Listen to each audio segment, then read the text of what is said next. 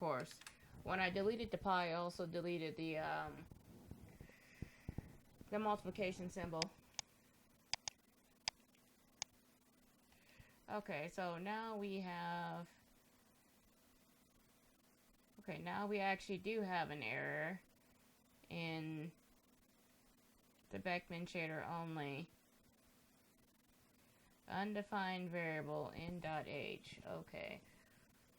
What is that all about?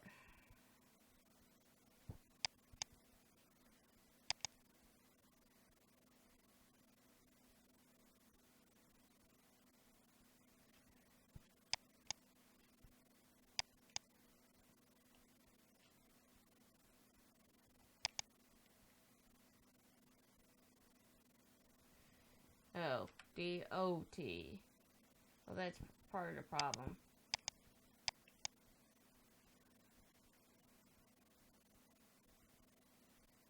Why is it saying that REM power is unidentified?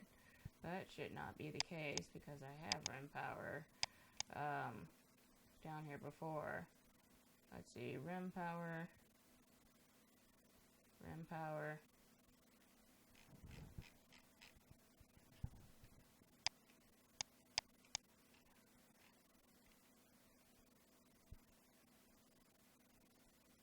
Oh, so now that we're actually using REM power, we need to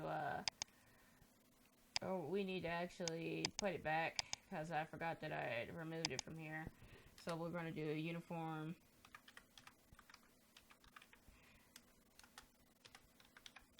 half. I totally forgot that I need to put that back.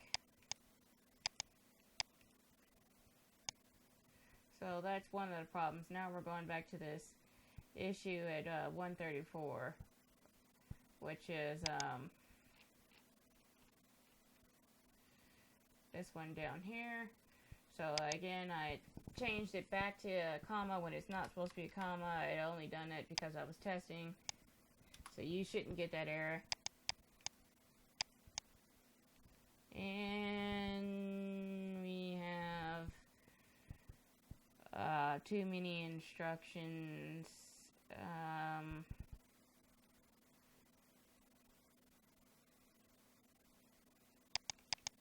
Let's see, where's that problem at? Okay, so this is, I believe there's a tag I need. Let me check my finish shader for this, and this is something that I knew might have been a problem, but forgot about it. Okay, so,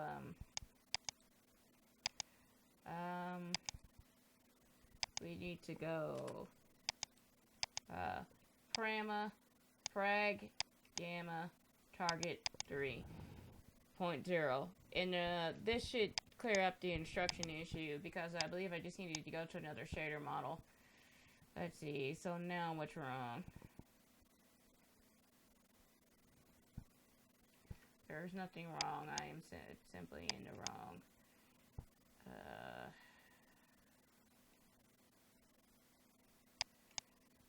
Okay, so now we have Beckmann, but something is not right, clearly. We're too bright.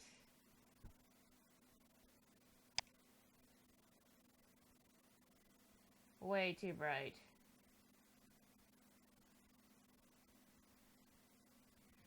That's coming from our F0. Our roughness is looking okay. So, about that F0 or REM power thing, property. So this range is not correct. We need to use a more physically accurate range, which is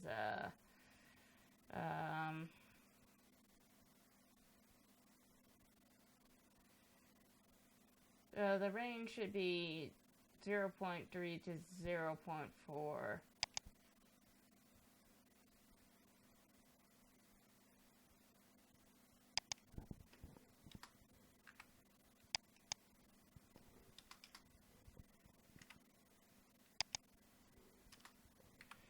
And I'm going to make the standard range for this as being 0.35 and hit save.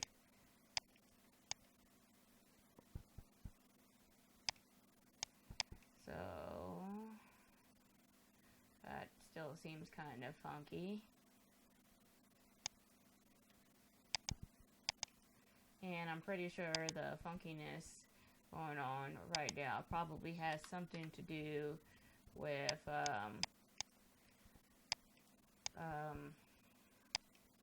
how the final lighting is set up.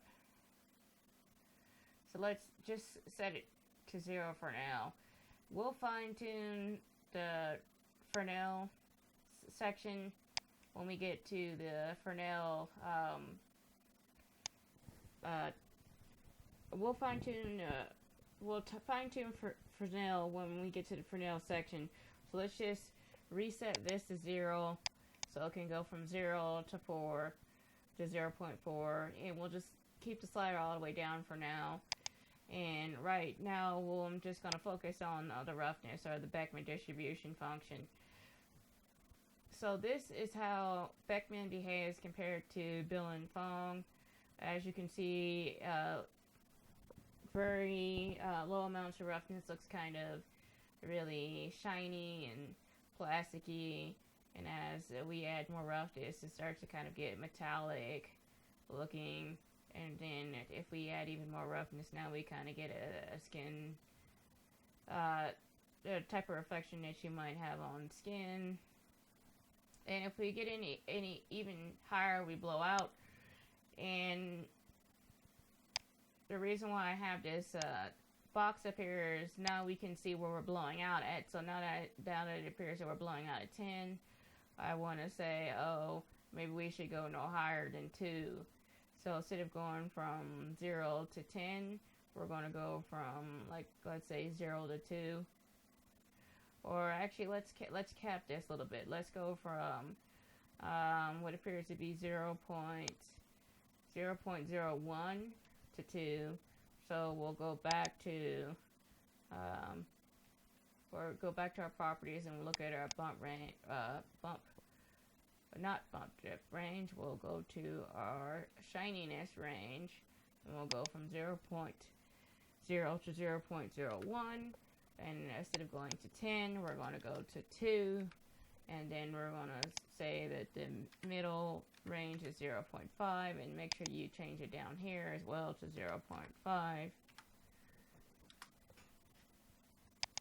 Hit save. And now we have a range that's less extreme. We don't have it blowing out at the end too much. It's not too bright. So now we have our Beckmann distribution. We have our bump depth. We have our ramp strength, which I still need to make a better ramp. This one isn't all that great, so I'm just going to change one to one of my previous ones. Previously, maybe I'll just provide one of my ramps in the link description. Well, not link description, but I might just provide it underneath the video somewhere in the description. And now we have our global illumination. And we also have our fall off.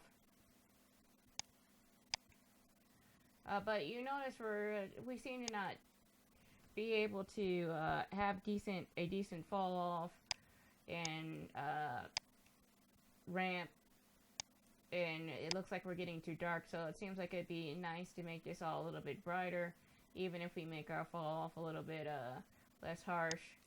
Oh, and I actually need to show you what the backside of this character looks like now that we have our Beck distribution on here.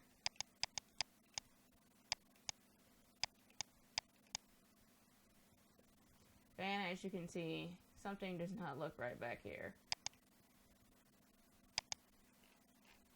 It should not be white.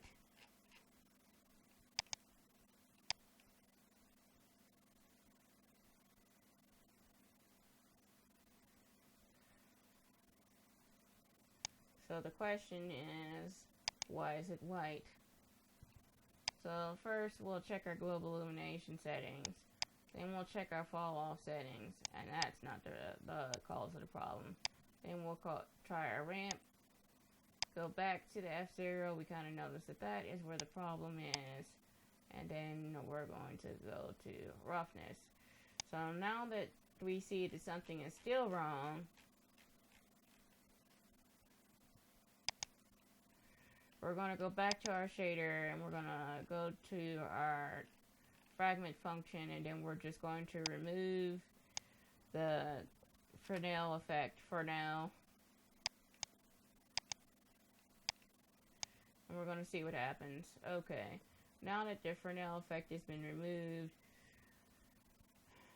we're going to go back to our function and check a few things. Looks like we can still go pretty dark back here. The ramp is doing its own thing. So the next question is, why are we getting these intense highlights? Well, those intense highlights are kind of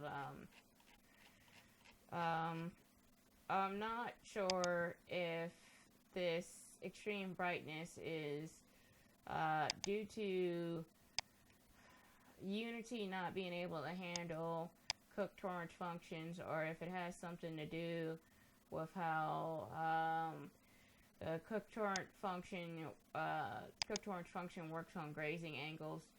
One way to maybe mitigate some of the extremely bright highlights is to bright flares would be in the geometric attenuation function. If you change the geometric attenuation function, it may be able to reduce it. When we make our GGX shader, we will actually have to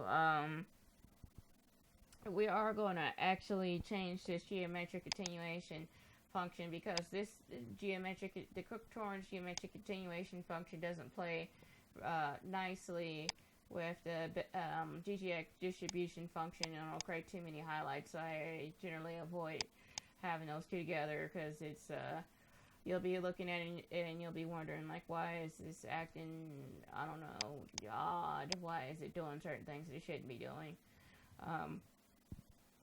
Another thing is, the higher the greater the amount of roughness, the less hotness you'll see. So Beckmann, you might want to, if you have like a really shiny surface, you're trying to model some metal or something, you could get away with using a bill and Fong, and then if you're modeling like skin, then that's when you would want to use a Beckmann. Or if you don't care about the hotness, you could use a Beckmann for either, or as I said before, you could change the geometric attenuation. It really depends on what you want to do. So this is a basic cook torrent shader using the Beckmann distribution. I don't have the Fresnel hooked